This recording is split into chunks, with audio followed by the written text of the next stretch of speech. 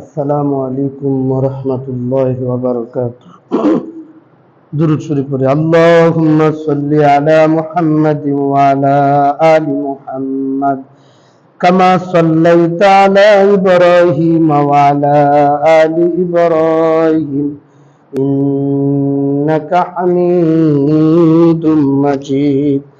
আল্লাহুম্মা বারিক আলা মুহাম্মাদিন وعلى آل محمد كما باركت على إبراهيم وعلى آل إبراهيم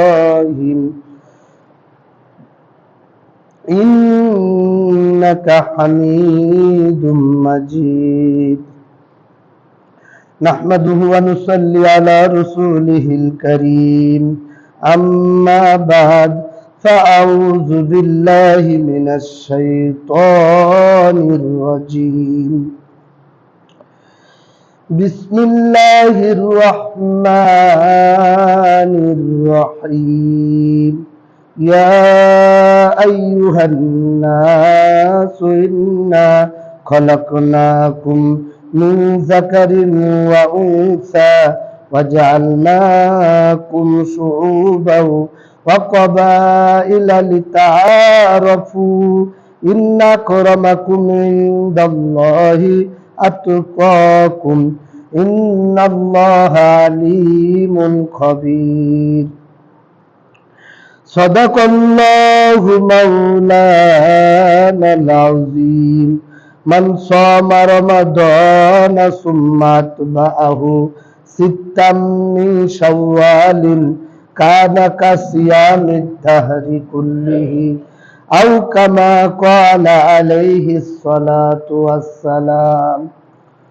আলহামদুলিল্লাহ, মহান আল্লাহ পাকের দরবারে লাখো কোটি শুকরিয়া যে আল্লাহ সুবহানাহু ওয়া তাআলা আমাকে আপনাকে পুরা দীর্ঘ একটি সিয়াম সাধনার মাস কাটানোর পরে আল্লাহ তাআলা শাওয়াল মাসের প্রথম জুমার নামাজ আদায় করার জন্য মসজিদে আসার এবং বসার, দিনে কিছু কথাবার্তা আলোচনা করার এবং শোনার তৌফিক আল্লাহ তাআলা দান করেছেন। এজন্য আমরা অন্তর থেকে শুকর আদায় করি আলহামদুলিল্লাহ। মুহতারাম হাজরিন, পবিত্র রমজান মাসটা আল্লাহ তাআলা আমাদেরকে দিয়েছিলেন তাকওয়া অর্জন করার জন্য, আল্লাহ তাআলার পরহেজগারি অর্জন করার জন্য তার বান্দাদেরকে দিয়েছিলেন। বলে বান্দার তাকওয়া পরহেজগারি আল্লাহ তাআলার কাছে সবচেয়ে বেশি পছন্দনীয়। যে আয়াতে কারিমা আমি আপনাদের সামনে তেলাওয়াত করেছি সূরা হুজরাতের 13 নম্বর আয়াত, এই আয়াতে আল্লাহ তাআলা বলেন, ইয়া আইয়ুহান নাস, হে লোক সকল, হে মানব জাতি, ইন্না খলাকনাকুম, আমি তোমাদেরকে সৃষ্টি করেছি, মিন যাকারিন ওয়া উনসা, একজন নারী এবং একজন পুরুষ থেকে আমি তোমাদেরকে সৃষ্টি করেছি। পৃথিবীর বুকে যত মানুষ আছে সবাই আমরা কার সন্তান? আদম আলাইহিস সালাম এবং হাওয়া আলাইহিস সালামের সন্তান। ওই কথাই আল্লাহ তাআলা বলতেছে, হে মানব জাতি, আমি তোমাদেরকে একজন নারী এবং পুরুষ থেকে কি করেছি? সৃষ্টি করেছি। ওয়াজআলনাকুম শুউবা ওয়া কবাইলা, এবং আমি তোমাদেরকে কি করেছি? জাআলনাকুম, যা তোমরা এক একটা জাতি গোত্রে ভিন্ন ভিন্ন, এক একজন কি আমাদের বংশের এক এক বংশের এক এক লোক, তাই না? এক এক দেশের এক এক মানুষ। তারপরে কেউ কালো, কেউ সুন্দর, কেউ লম্বা, কেউ খাটো, এসব কে করছে? বলে আল্লাহ তাআলা করছে। কেউ বাংলাদেশের, কেউ জাপানের, কেউ চীনের, কেউ ইন্ডিয়া, কেউ ভারত, বলে এরকম ভাবে বিভিন্ন দেশের মানুষ আল্লাহ তাআলা গোত্রে গোত্রে, তারপরে এরকম জাতিতে জাতিতে ভিন্ন ভিন্ন ভাবে আল্লাহ তাআলা প্রেরণ করেছেন। বলে ওয়াজআলনাকুম শুউবা ওয়া কবাইলা, কেন করছেন এরকম? লিতারাফু, যাতে করে তোমরা পরিচয় লাভ করতে পারো। আমরা যদি সবাই এক পরিবার হইয়া, তাহলে পরিচয় থাকবে না তো। কে বাংলাদেশি, কে জাপানি, কে ইন্ডিয়ার, এরকম কোনো পরিচয় থাকবে না, সব যদি এক দেশের হয়ে যায়। তো বিভিন্ন দেশের বিভিন্ন জাতির বিভিন্ন গোত্রের বলে বিভিন্ন, বলে এক একজন এক এক বাবার সন্তান, ঠিক না? এই জন্য আল্লাহ তাআলার কাছে মানে লিতারাফু, যাতে করে আমরা পরিচয় লাভ করতে পারি, একে অপরের পরিচয় সুবিধার্থে আল্লাহ তাআলা জাতিতে গোত্রতে বিভিন্ন ভাগ করেছেন। ইন্না আকরামাকুম ইনদাল্লাহি আতকাকুম, বলে আল্লাহ তাআলার নিকট তোমাদের আকরামাকুম, তোমাদের মধ্যে আল্লাহ তাআলার কাছে ওই ব্যক্তি সম্মানিত, পছন্দনীয়, বেশি মর্যাদাশীল। আতকাকুম, তোমাদের মধ্যে যে নাকি বেশি পরহেজগার, যে ব্যক্তি আল্লাহরে বেশি ভয় করে, যে ব্যক্তি মুত্তাকি। কথাটা কি আমি বুঝতে পারছি? আল্লাহ তাআলার কাছে তোমাদের মধ্যে থেকে ওই ব্যক্তি সম্মানিত বলে, এবং আল্লাহ তাআলার কাছে পছন্দনীয়, মর্যাদাশীল। আতকাকুম, যে নাকি তোমাদের মধ্যে কি বেশি মুত্তাকি, পরহেজগার, আল্লাহ ওয়ালা, আল্লাহকে যে বেশি ভয় করে। এরপর আল্লাহ তাআলা আরো বলেন, ইন্নাল্লাহা আলীমুন খাবীর, নিশ্চয় আল্লাহ তাআলা সব কিছু জানেন। আমি যা কিছু করি আর না করি সবকিছু কে জানে? আমার আল্লাহ জানে। ওয়া খবীর, বলে খবীরুন, এবং তিনি সব কিছুর খবর রাখেন। তিনি সবকিছু জানেন এবং সবকিছুর খবর রাখেন। মুহতারাম হাজরিন, রমজান মাস আল্লাহ তাআলা আমাদেরকে দিয়েছিলেন গুনাহ থেকে বেঁচে থাকার জন্য, ঠিক না? অনেকেই আমরা গুনাহ থেকে বেঁচেছিলাম। যদি এই গুনাহ থেকে রমজান মাসে যেভাবে আমরা বেঁচেছিলাম, রমজানের পরেও আমরা গুনাহ থেকে বেঁচে থাকতে পারি কিনা এখনই বোঝা যাবে, ঠিক কিনা? রমজান মাসে যেভাবে আমরা গুনাহ থেকে বেঁচেছিলাম আর রমজানের পরেও আমরা গুনাহ থেকে বেঁচে থাকতে পারি কিনা এখনই তার পরীক্ষা হবে, ঠিক না? যেহেতু রমজান মাস শেষ, রমজানে যেভাবে আমরা গুনাহ থেকে বেঁচেছিলাম রমজানের পরেও আমরা গুনাহ থেকে বাঁচতে পারি কিনা তার একটা পরীক্ষা এখন চলবে। বলে আমরা যদি এখনো গুনাহ থেকে বাঁচতে পারি তাহলে যে রমজানের যে শিক্ষা, রমজানের যে উদ্দেশ্য, সেটা কি হবে? বাস্তবায়ন হয়েছে।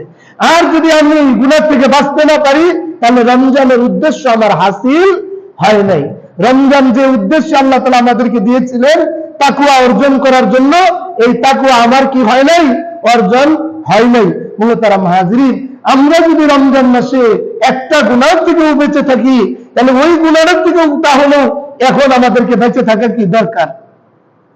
বলে মানুষ যদি একটা গুনাহ থেকে বাঁচতে পারে তাহলে সব গুনাহ ছাড়া তার জন্য সহজ, ঠিক না?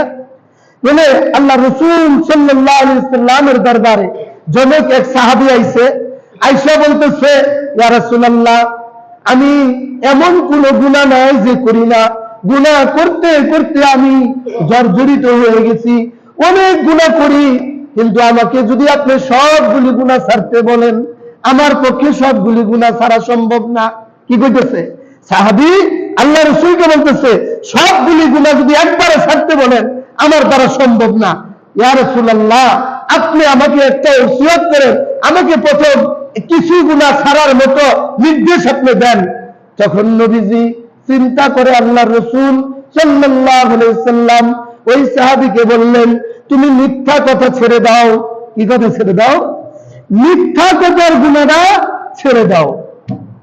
তখন ওই লোকটা কইতেছে আল্লাহ রাসূলের সামনে, একটা গুনাহ ছেড়ে দিবার বলছে নবীজি, এটা তো কোনো ব্যাপারই না, আমি এই গুনাহটা ছেড়ে দিব। কি বলতেছে? মিথ্যা কথাই একটা গুনাহ ছেড়ে দিতে বলছে, আর আমি কত চুরি, ডাকাতি, রাহাজারি, খুন খারাপি যা আছে সবই আমি করি, আর নবীজি বলছে একটা গুনাহ ছেড়ে দেওয়ার জন্য। তাহলে এটা ব্যাপারই না, একটা গুনাহ ছেড়ে দিব। ওই তো সহজ গুনাহ করে গেছে। ইয়া রাসূলুল্লাহ, আমি এই গুনাহ ছেড়ে দিব, ইনশাআল্লাহ আমি আর এই মিথ্যা কথা বলবো না। তাহলে এই ওয়াদা করে নবীজির সাথে সাহাবী যখন বাড়িতে গেলেন, ওই জনক লোক যাওয়ার পরে যখন মদের নেশা উঠছে, বলে এরকম বোতল থেকে যখন গিলাসের মধ্যে মদ ঢালতেছে, কি করতেছে? মদের বোতল থেকে যখন গিলাসের মধ্যে মদ ঢালতেছে, ঢালার সময় তার মনে পড়ে গেছে নবীজি আমাকে বলেছে মিথ্যা কথা বলবা না, মিথ্যা কথা ছেড়ে দিবা। এখন যদি আমি মদ পান করি, আমাকে যখন জিজ্ঞাসা করা হবে তুমি কি মদ পান করেছো নাকি, তখন তো আমি মিথ্যা কথা বলতে পারবো না, কারণ আমি মিথ্যা কথা ছেড়ে দিছি, নবীজির সাথে ওয়াদা করেছি। এখন তো আমি মিথ্যা কথা বলতে পারবো না। যখন এই কথাটা তার মনে পড়লো, তখন সে সাথে সাথে ঘরের মধ্যে যত সমস্ত মদ ছিল সমস্ত মদের বোতলগুলি ভেঙে ফেলাইল, আর মদ খাওয়া মদের গিলাস সহ সব মদ ফেলাই দিল। তাহলে একটা গুনাহ ছাড়ার কারণে সে মদ খাওয়া থেকে বেঁচে গেল কিনা? যখন মদ খাওয়া ছেড়ে দিল, যখন জোহরের নামাজের সময় হয়ে গেছে, এখন আস্তে আস্তে লোকটা কি করছে? মসজিদের দিকে রওনা দিছে। সব মানুষ মসজিদ থেকে বের হয়ে গেছে, একটা মানুষ মসজিদের মধ্যে ঘুমাইতেছে। কি করতেছে? মসজিদের মধ্যে একটা মানুষ ঘুমাইতেছে। ওই গুণের মধ্যে ওই লোকের মাথার তলে ছিল অনেকগুলি টাকার থলি ছিল, কিন্তু ঘুমের মধ্যে তার মাথাটা টাকার ব্যাগের থেকে সরে গেছে। এখন এই লোকটা যদি বলতেছে আমি যদি এই টাকার থলিটা নিয়ে যাই, এই লোকটা টের পাবে না, আমি নিয়ে যেতে পারি ইচ্ছা করলে।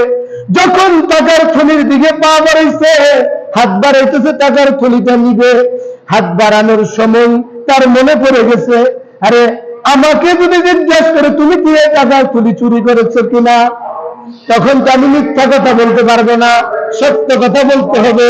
আর সত্য কথা বলার কারণে চুরির অপরাধে আমার হাত কাটা যাবে। দেখছেন, বলে ওই মুসাফিরের ব্যাগ আর চুরি করলো না। এই সত্য কথা বলার কারণে, মিথ্যা কথা ছেড়ে দেওয়ার কারণে লোকটা চুরির থেকেও বেঁচে গেল।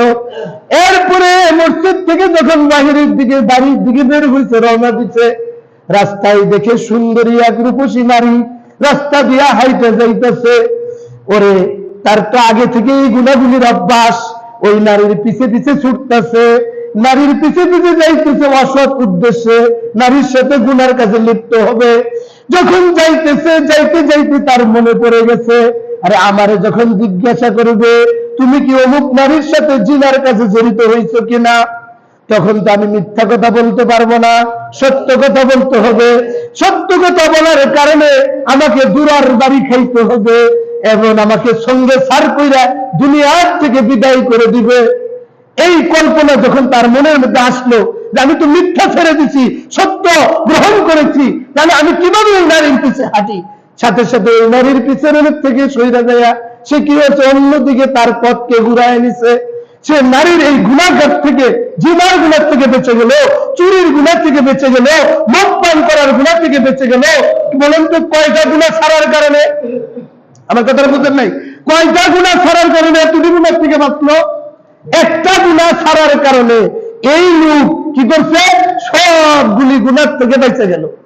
বলে আমি আপনিও যদি রমজান মাসে গুনাহ ছাড়ার অভ্যাস করেছি, গুনাহ থেকে যেমন এইভাবে আমরা বেঁচেছিলাম রমজান মাসে, ওই রমজানের উপলক্ষে যদি আমরাও রমজানে যেরকম এই অভ্যাস ছিল, এখন রমজানের পরেও যদি এই অভ্যাসটা আমরা ধরে রাখি যে রমজানে যেমন গুনাহ করি নেই, এই রমজানের বাহিরেও আমি গুনাহ করবো না, তাহলে এই লোকটা তার কি হয়েছে, অন্তরের মধ্যে তাকওয়ার গুণ অর্জন হয়েছে, আল্লাহ ওয়ালা পরহেজগারির গুণ তার কি হয়েছে, হাসিল হয়েছে। আর এই তাকওয়ার গুণটা আল্লাহ তাআলার কাছে সবচেয়ে প্রিয় গুণ। বান্দার তাকওয়ার গুণটা আল্লাহ তাআলার কাছে কি পছন্দনীয় আমল। মুহতারাম হাজিরিন, এরকম ভাবে আমরা যেমন হাসপাতাল থেকে বের হয়ে আসলে ডাক্তার প্রেসক্রিপশনের উল্টা সাইডে লিখে দেয় যে বাড়িতে গেলেই হবে না, সুস্থ তো হইছ, আরো কিছু ওষুধ লিখে দিলাম, এই ওষুধগুলি তুমি বাড়িতে যাই খাইবা, তাহলে কি হবে, পরিপূর্ণ সুস্থ হইবা, সারা মাস তুমি ভালো থাকতে পারবা। আল্লাহ রাব্বুল আলামিন তার বান্দাদেরকে, বান্দা বান্দীদেরকে রমজানের হাসপাতালে ভর্তি করেছিলেন তার রূহের ট্রিটমেন্ট করার জন্য। কিন্তু 1 মাস চিকিৎসা করার পরে আল্লাহ রাব্বুল আলামিন বান্দার প্রেসক্রিপশনে রমজানের পরে শাওয়ালের চাঁদ উঠিয়ে রিলিজ করে দিছে হাসপাতাল থেকে, আর বলে দিচ্ছে আমি আরো 6টা ট্যাবলেট তোমাদেরকে দিয়ে দিলাম, এই 6টা ট্যাবলেট রমজানের পরে তোমরা খেয়ে নিবা। এই 6টা ট্যাবলেট যদি খাইতে পারো, সারা বছর তুমি গুনাহ থেকে বাঁচতে পারবা, আর সারা বছর তুমি রোজার সওয়াব পেয়ে যাবে। সুবহানাল্লাহ। এর মানে কি বুঝেছে, শাওয়ালের 6টা রোজা রাখতে বলছে। এই উম্মতকে আল্লাহ তাআলা 10-এ কি দেন, একটা নেক আমল করলে 10 গুণ বাড়ায় দেন।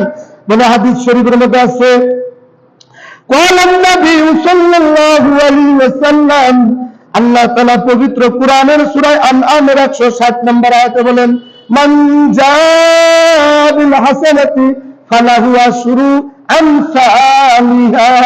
বান্দা যদি একটা নেক আমল করে, ওই নেক আমল ধরে আল্লাহ রাব্বুল আলামিন 10 গুণ বাড়ায় দেন। সুবহানাল্লাহ। তাহলে আমরা যারা রমজানের 30টা রোজা রাখছি, 10 দিয়া গুণ করলে কত হয়, 300। বলে এরপরে আল্লাহ তাআলা আমাদেরকে আরো 6টা রোজা রাখতে বলেছেন। এই 6টা রোজা যদি রাখি, তাহলে 6 এর 10 দিয়ে গুণ করলে কত হয়, 60। তাহলে বছর হয় 360 দিনে, কত দিনে, 360 দিনে 1 বছর হয়।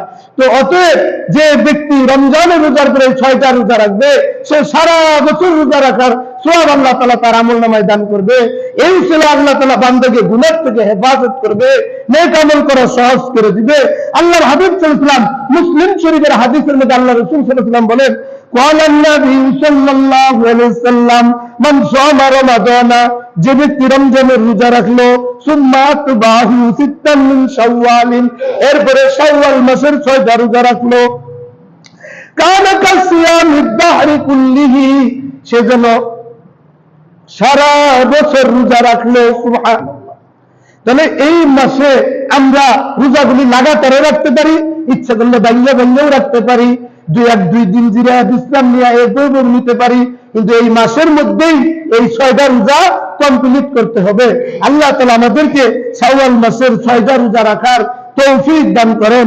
মুহতারাম হাজরিন, এই মাস যে শাওয়াল মাস চলতেছে, এখন থেকেই যারা নাকি কি করছে, রমজান মাসে আল্লাহর ইশকে দেওয়ানা হয়ে খাওয়া দাওয়া ছেড়ে দিছে, আল্লাহর আশিক হয়ে গিয়েছে, কিন্তু রমজান মাস খাওয়া দাওয়া ছেড়ে দিছে কার জন্য?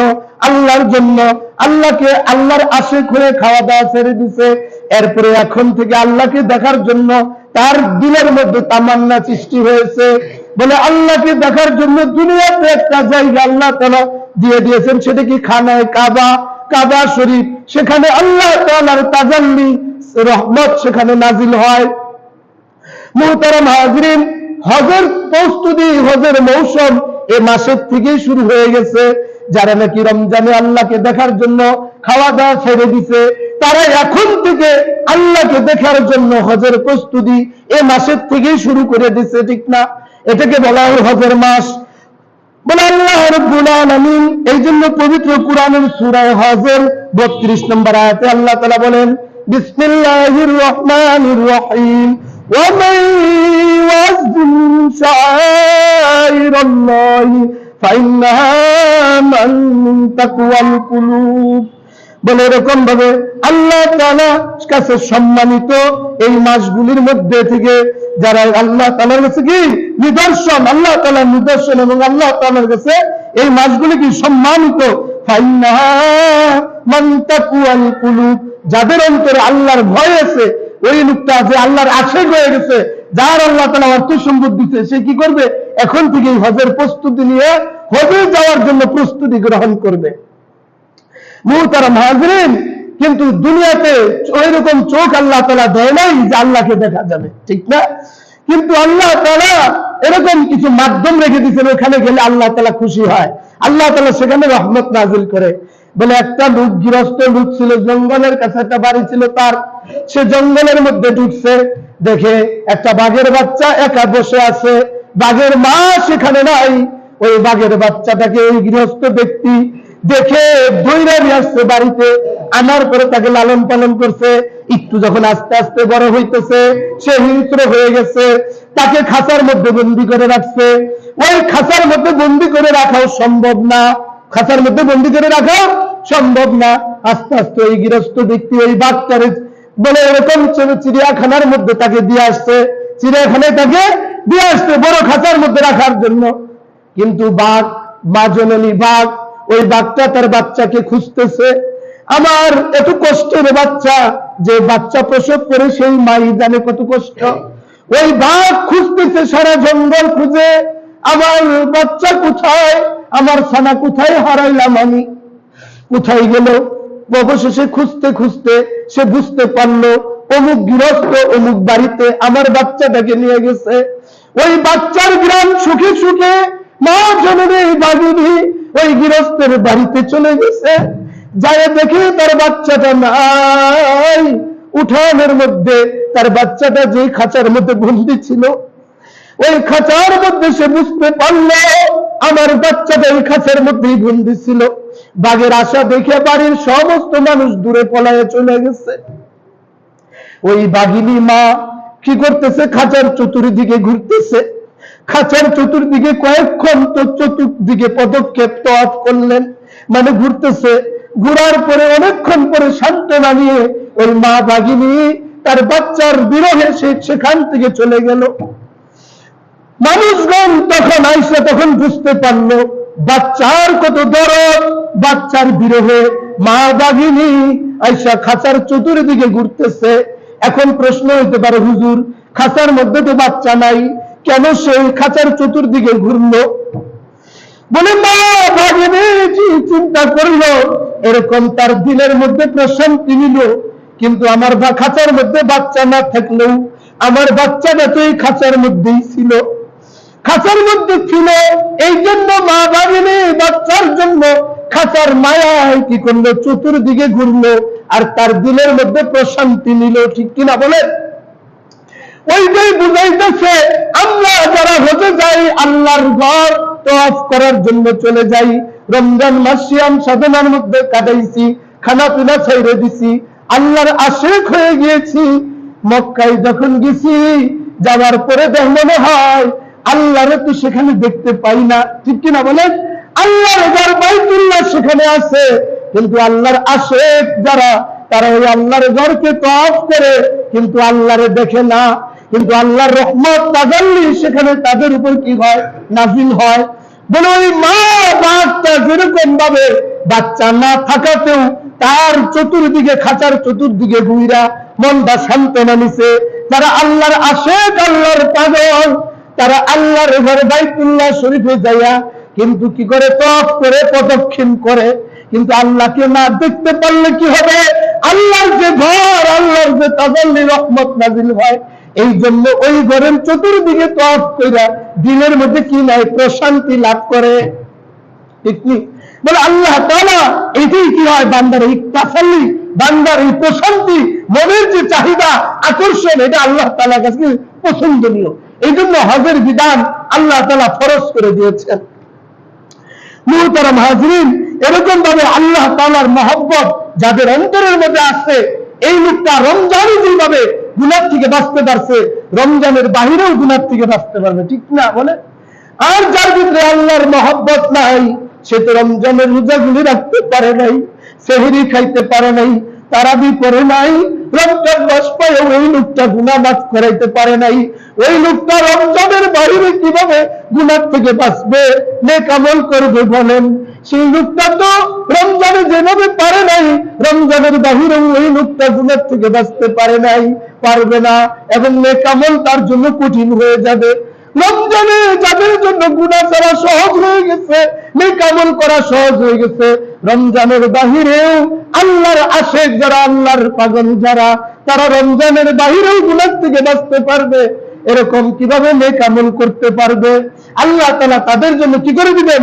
সহজ করে দিবেন। মুহতারাম হাজিরিন, রমজান মাসে আমি নিজেকে যেমন পরিবর্তন করেছি, আমার মন চাইছে না কষ্ট করে, তাও সেহরির সময় উঠছি, ভোরের রাইতে সেহরি খাইছি, ঘুম কামাই করে, কষ্ট লাগছে তারাবি পড়তে, তাও আমি কষ্ট করে তারাবি পড়ছি সহ্য করে।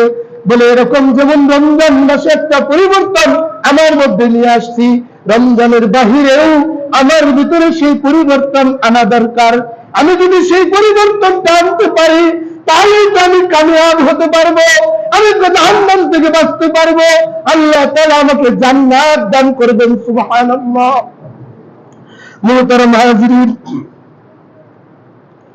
এরকম ভাবে আমরা যদি এরকম ঘুমের মধ্যে আছি, দুনিয়ায় ঘুমের মধ্যে যেরকম মানুষ অনেক কিছু করে ফেলে, স্বপ্নে দেখে, বলে এই দুনিয়াতে আমি আপনি যেরকম ঘুমের মধ্যে আছি, স্বপ্নে অনেক কিছু করে ফেলি, কিন্তু ঘুম ভাঙলে আমার সামনে আর কিছুই নাই।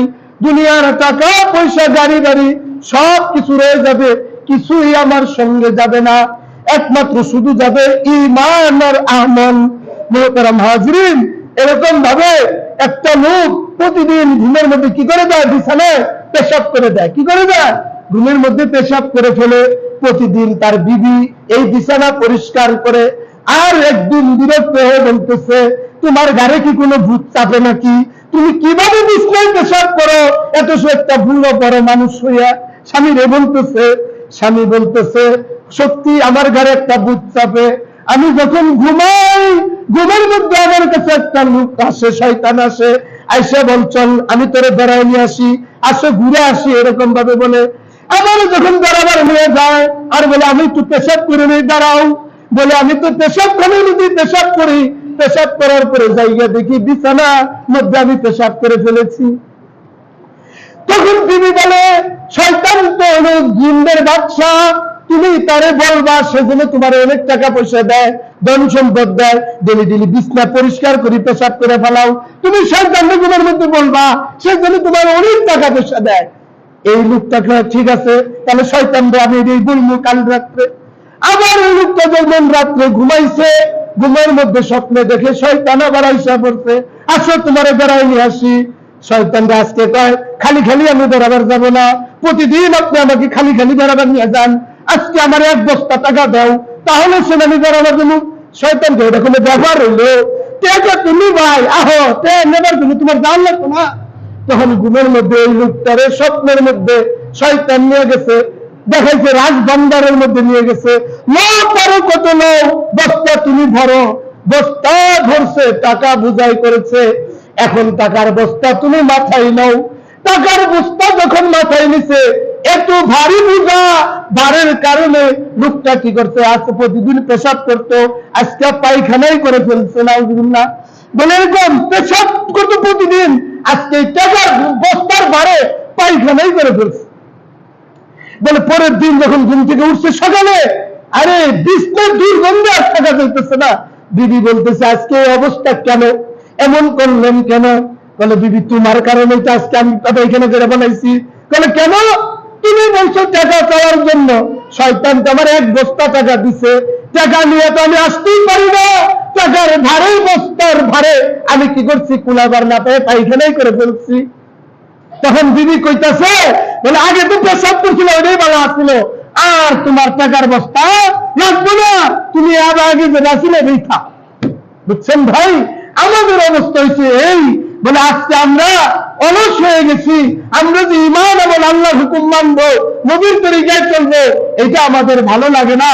শয়তান আমাদেরকে উল্টা পথে চালাইতেছে, আমাদেরকে ঘুমের মধ্যে রাখছে, মনে করতেছে এই আবার চিরস্থায়ী দুনিয়া, এই আবার টাকা পয়সা সবকিছু মনে আমার সঙ্গী হয়ে যায়।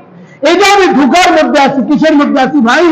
দুনিয়ার জীবন তো একটা ধোঁকার জীবন, আমি এই ধোঁকার মধ্যে আছি। মৌত নামের যখন আমার আসবে, মৌত এসে যখন আমার ঘুম ভাঙিয়ে দিবে, তখন আমার বুঝে আসবে কি করার দরকার ছিল, আমি কি করেছি। ঠিক কিনা বলেন? তখন আমি আফসোস করলেও আমার কোনো লাভ হবে না। আমার সময় থাকতেই ওই প্রস্তুতি নিয়ে আমি যদি যাইতে পারি, তাহলে আমার কি হবে, কবরের জীবন সুন্দর হবে। মুহতারাম হাজিরিন, আমি যখন বাংলাদেশ থেকে বিদেশে যাই, আমার বাংলাদেশি টাকা আর চলে না। ঠিক কিনা বলেন? সৌদি গেলে রিয়াল, বলে এরকম ভাবে এক এক দেশে গেলে এক এক দেশের টাকা তখন চলে, যেই দেশে যাবো সেই দেশের টাকা চলে। ওরে ভাই, আমি মুসলমান, দুনিয়াতে যেমন টাকা পয়সা গাড়ি বাড়ি সবই চলে, কবর নামক দেশে যখন আমি যাব, এই সমস্ত টাকা পয়সা গাড়ি বাড়ি সব অচল। ঠিক কিনা? কিছু চলবে ভাই? সেখানে কি লাগবে বলেন? ঈমান আর আমল। ঈমান আর আমল যে ব্যক্তি নিয়ে যাবে, কবরটা তার সুন্দর হবে।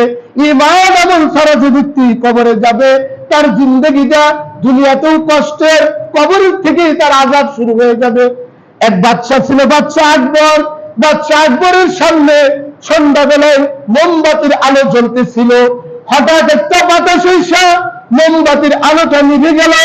নিভে যাওয়ার সাথে সাথে তার ঘরটা অন্ধকার হয়ে গেল।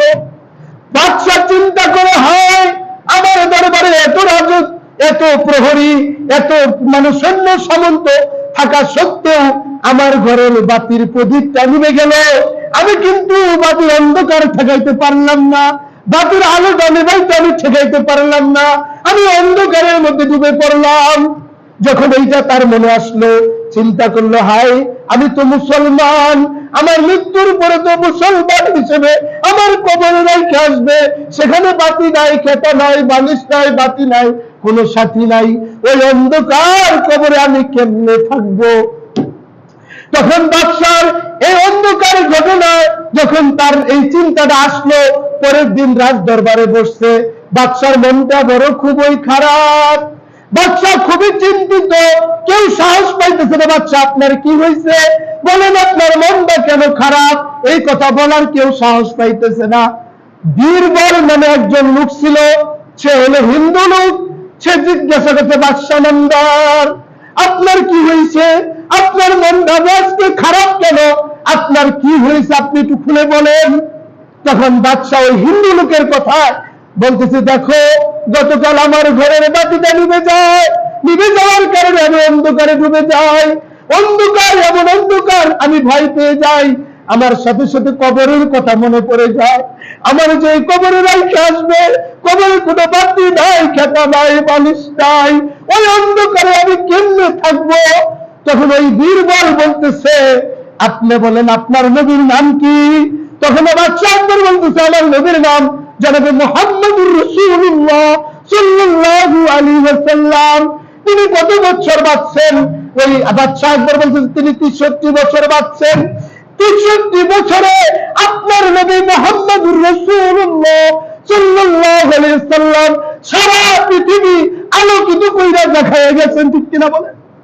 আমার নবী মুহাম্মদুর রাসূলুল্লাহ সাল্লাল্লাহু আলাইহি ওয়াসাল্লামের আদর্শে, তার হেদায়েত, তার হাদিস কোরআনের কারণে সারা পৃথিবী আলোকিত হয়ে গেছে, সারা বিশ্ব জুড়ে মুসলমান, ঠিক না? বলতেছি 63 বছরে তিনি সারা পৃথিবী আলোকিত করে গেছেন। বলে ওই 63 বছর আলোকিত করার কারণে তিনি আজকে কত বছর কবরে চলে গিয়েছেন? ওই বাদশাহ আকবর বলে 800 বছর চলে গেছে তার জামানার হিসাবে। সে বলতেছে 800 বছর চলে গেছে, নবী মুহাম্মদ রাসূলুল্লাহ সাল্লাল্লাহু আলাইহি ওয়াসাল্লাম তার রওজায় শুয়ে আছেন। বলে 63 বছর আলোকিত করার কারণে 800 বছর, 63 বছরে এই পুরো বিশ্বের মধ্যে আলো ছড়ায় দিছে। বলে এই 63 বছর আলো ছড়ানোর কারণে তাহলে 800 বছর কবরে থাকার কারণে তাহলে সেখানে মনে হয় আলোর বন্যা বহায় দিছে। 63 বছর দুনিয়া থেকে সারা বিশ্ব আলোকিত করছে, তাহলে 800 বছর যেখানে কবরে শুয়া নবীজিকে আলোর বন্যা বহায় দিছে না? বলে হিন্দু মানুষ হইয়া এই কথাটা বলতেছে, হ্যাঁ, মুসলমান না, হিন্দু মানুষ হইয়া। তখন নবী ওই বাদশারে বলতেছে, বাদশাহ নামদার, আপনি যদি আপনার নবী মুহাম্মদুর রাসূলুল্লাহ সাল্লাল্লাহু আলাইহি ওয়াসাল্লামের আলোকিত জীবনে আপনার জীবনটাকে আলোকিত করতে পারেন, তাহলে আপনার কবরের জীবনটাও কি হবে? আলোকিত হবে। দেখছেন, একজন একটা হিন্দু মানুষ হইয়া মুসলমান বাদশাকে কি সুন্দর জ্ঞানের কথা বলেছে। আমি আপনি মুসলমান হয়ে যে মুহাম্মদুর রাসূলুল্লাহ সাল্লাল্লাহু আলাইহি ওয়াসাল্লামের উম্মত হইয়া আমরা যদি আমাদের জীবনকে মুহাম্মদুর রাসূলুল্লাহ সাল্লাল্লাহু আলাইহি ওয়াসাল্লামের সুন্নাত তরিকা দিয়া আমার জীবনকে সাজাই, তাহলে আমার জিন্দেগি জীবনের, দুনিয়ার জীবনে শান্তিময় হবে, আখিরাতের জীবন, কবরের প্রথম রাতিটাও কি হবে? আলোকিত হবে, ঠিক কিনা বলে? আর যদি সেইভাবে আমার জীবনকে গঠন করতে না পারি, এই জন্য পবিত্র কোরআনের মধ্যে সূরা ফুরকানের 44 নম্বর আয়াতে আল্লাহ তাআলা বলেন, বিসমিল্লাহির রহমানির রহিম, ইনহুম ইল্লা কাল আনআম বাল হুম আদাল্লু সাবিলা। আল্লাহ তাআলা বলতেছেন, ইনহুম ইল্লা কাল আনআম, নিশ্চয় তারা ইল্লা কাল আন, চতুষ্পদ জন্তুর চাইতেও, মানে এরা চতুষ্পদ জন্তুর মতো, যারা নাকি নবী মুহাম্মদ রাসূলুল্লাহ সাল্লাল্লাহু আলাইহি ওয়াসাল্লামের আলোকিত জীবনে তার জীবন না ঘটবে, ওই লোকটা চতুষ্পদ জন্তুর চাইতেও কি বলেন? নিকৃষ্ট। এরপরে বলেন বালহুম আদাল্লু সাবিলা, বলে এরা চতুষ্পদ জন্তুর চাইতেও নিকৃষ্ট। নাউজুবিল্লাহ। তাহলে এরা মানুষ হইতে পারে নাই। বলে নবী মুহাম্মদ রাসূলুল্লাহ সাল্লাল্লাহু আলাইহি ওয়াসাল্লামের মডেলে যদি আমার জীবনকে সাজাইতে পারি, মুহতারাম হাজিরিন, একটা বাড়িওয়ালা যখন বাড়ি বানায়, জমিন থাকে, জমিনের মধ্যে যখন বাড়ি বানাবে, বাড়ির একটা নকশা থাকে, ওই নকশা অনুযায়ী ইঞ্জিনিয়ার বাড়ির কি করে ম্যাপ করে, সব অনুপাতে ইঞ্জিনিয়ার বাড়ির নকশা দেখে বাড়িটাকে সাজায় দেয়। যদি নকশা সামনে না থাকে, ইঞ্জিনিয়ার বাড়ি বানাইতে পারবে না। ঠিক তেমনি ভাবে আমি আপনি যদি মানুষ গড়ার মতো আমার জীবনটাকে যদি আলোকিত করতে চাই, আমি যদি মানুষ হইতে চাই, তাহলে একজন যে পরিপূর্ণ যিনি মানুষ, ওই মানুষটার অনুসরণ আমাকে আপনাকে করতে হবে। আল্লাহ পাক রব্বুল আলামিন পরিপূর্ণ মানুষ হিসেবে, বলে এরকম সুন্দর মডেল হিসেবে, আদর্শ মানুষ হিসেবে মানুষ পাঠাইছেন। সেটা কি? জনাবে মুহাম্মদুর রাসূলুল্লাহ সাল্লাল্লাহু আলাইহি ওয়াসাল্লামের মডেল। সেই মানুষটার মডেলে যদি আমার জীবন, মানব নামের এই দেহটাকে যদি সাজাইতে পারি, তাহলে আমি দুনিয়াতেও শান্তি পাবো, কবরের জীবন থেকে আল্লাহ তাআলা আমাকে আপনি কি করবেন? শান্তি দান করবেন। পবিত্র কোরআনে আল্লাহ তাআলা বলেন, লাকাদ কানা লাকুম ফি রাসূলিল্লাহি উসওয়াতুন হাসানা। আল্লাহ তাআলা বলেন আমি তোমাদের জন্য রেখে দিয়েছি আমার নবী মুহাম্মদুর রাসূলুল্লাহ সাল্লাল্লাহু আলাইহি সাল্লামের জীবনের মধ্যে আমি তোমাদের জন্য রেখেছি উসওয়াতুল হাসানা, উত্তম আদর্শ, উত্তম চরিত্র। মুহাম্মদ রাসূলুল্লাহ সাল্লাল্লাহু আলাইহি ওয়াসাল্লামের মধ্যে আমাদের জন্য কি রাখছেন বলেন? উত্তম আদর্শ, উত্তম মডেল, উত্তম চরিত্র আল্লাহ তাআলা তার হাবিবের মধ্যে রেখে দিয়েছেন মানব জাতির জন্য। আমরা যদি তাকে অনুসরণ করি, আমরা যদি তাকে মাইল ফলক হিসেবে চলি, তার সুন্নতের অনুযায়ী জীবনকে গড়ি, তাহলে আমার জীবন কি হবে? দামি হয়ে যাবে, সুন্দর হয়ে যাবে। দুই অলস লোক ছিল, এরকম ভাবে বাদশা তাদেরকে বডিগার্ড হিসেবে রাখছে। এই বডিগার্ড দুটা বাদশার পাশেই থাকে আর খায় আর অলস, খাইতে খাইতে অনেক মোটা হয়ে গেছে, এমনকি নিজের খাবার দাও খাইতে পারে না, তুইলা মানুষ তারা তুইলা তুইলা খাওয়ায় দেয়। মানুষ এরকম ভাবে তাদের খেদমত করতে করতে কি হয়ে গেছে? বিরক্ত হয়ে গেছে। অবশেষে তারা যেই ঘরের মধ্যে থাকে, এই ঘরের মধ্যে কি করছে? আগুন ধরায় দিছে। কি করছে? আগুন ধরাই দেওয়ার পরে দেখে যে কিরে আগুন ধরাই দিছি, তারপরেও এরা ঘরের থেকে বাইর হয় না। এখন মানুষ বলতেছে এরা তো মারা যাইব, মারা যাওয়ার আগেই কি করছে? আগুন নিবাইয়া কোন রকম ওদেরকে টাইমে হেসরা বাইর করছে, বাইর করে জঙ্গলের মধ্যে রেখে আসছে। জঙ্গলের মধ্যে যখন রেখে আসছে, এরা খালি শুয়ে থাকে আর খালি একজন কি করে পাহারা দেয়, এরকম পালাক্রমে এরকম একজন পাহারা দেয় আর একজন শুয়ে থাকে। একদিন এরকম কি হয়েছে? একজন শিকারী তাদের পাশ দিয়ে যাইতেছে, এক অলস শুয়ে আছে, তার বুকের মধ্যে একটা বড়ই পড়ে আসছে। ওই শিকারী লোকটাকে বলতেছে ভাই আপনি ঘোড়ার থেকে নাই না, আপনি আমার বুকের উপরে বড়ই দিয়ে একটু মুখে তুলে দেন। কি কয়? কথা বুঝতেছেন? আজকে আমরা এই মার্কা অলস হয়ে গেছি যে অলসতার কারণে আমরা জাহান্নামের দিকে যাইতেছি। এই লোকটা বলতেছে ভাই আমার বুকের উপরে বড়ই আছে, ঘোড়ার দিকে নাই না, আপনি আমার একটু মুখে দিয়ে দেন। ওই লোকটাকে আরে অলস বেকুব, আমি ঘোড়ার থেকে নাই না তোমার মুখে দিব, তোমার হাত দিয়ে তুমি বুকের থেকে নিয়ে একটু মুখে দিবা, এই শক্তিটা তোমার নাই। পাশে যে অলসটা বসে আছে, পাশে একটা অলস বসে আছে না, ওরে বলতেছে ভাই তুমি একটু তার মুখে দাও না কেন? বলে ভাই আপনি ব্যাপার বুঝবেন না, ব্যাপারটা বড় কঠিন। গতকাল আমি শুয়ে আসছিলাম, ও বৈশা আসছিল, আমি গতকাল একটু হাই করে হাই দিয়েছিলাম, এমন সময় কুকুর আমার পাশ দিয়ে যাওয়ার সময় আমার মুখের মধ্যে কুকুরটা পেশাব করে দিয়েছে, কিন্তু ওই বৈশা ছিল তারপরেও আমার কুকুরটা খেদায় নাই, সরায় নাই। তো চিন্তা করেন, বলে এক কলস এর মুখে পেশাব করে যায়, আর ওই কলস খেদায় না, আর ওই কলসের বুকের মধ্যে বড়ই পড়ে থাকে, ও নিজের হাত দিয়ে তুলা খায় না। বলে আজকে আমরা এমন অলস হয়ে যেতেছি, শয়তান আমাদের মুখের মধ্যে পেশাব করে দিতেছে, শয়তান আমাদেরকে বিপদে চালাইতেছে, শয়তান আমাদেরকে গুনাহের পথে নিতেছে, তারপরেও আমরা কি সজাগ হইতেছি না, গুনাহ করতেছি না, অলসতা ছাড়তেছি না, অলসতা ছাইরা এরকম ভাবে গুনাহের কাজ ছাইরা আমি আপনি যদি নেক আমল করি, আল্লাহর হুকুমের উপরে চলি, নবীর তরিকা অনুযায়ী আমার জীবনকে সাজাই, তাহলে আমরা দুনিয়াতেও শান্তি পাবো, আখিরাতেও আল্লাহ তাআলা আমাদেরকে অনন্তকালের শান্তির জান্নাতের ফয়সালা আল্লাহ তাআলা করবেন। সকলে বলেন আমিন। আল্লাহ তাআলা আমাদের সবাইকে নেক আমল করে অলসতা থেকে বেঁচে জান্নাতে যাওয়ার তৌফিক দান করেন। সকলে বলেন আমিন।